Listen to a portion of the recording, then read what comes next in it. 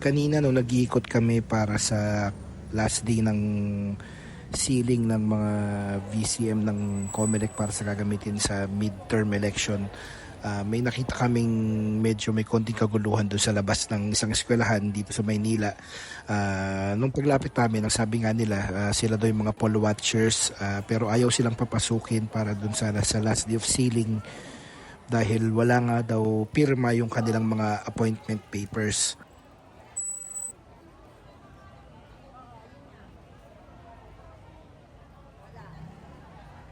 Ano ba yan?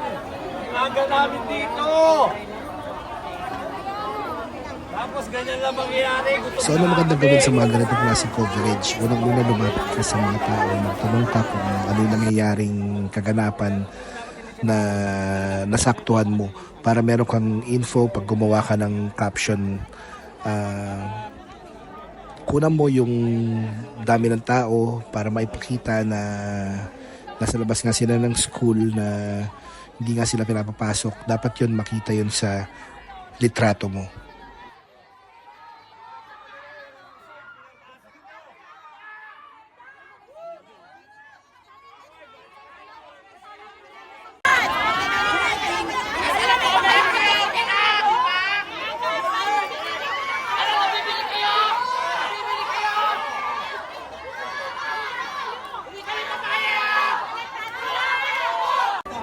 Sige po. Nahanapan po kami ng appointment letter na may ano na yung receive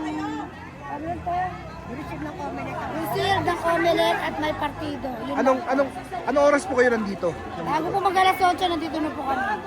Okay. So talagang dito kayo makakapasok hanggat wala yun. Hanggat wala po yung papel na appointment na hinihingi. Yung appointment na hinihingi po nila sa amin, may seal ng COMELEC at may partido at may pirma ng chairperson ng COMELEC.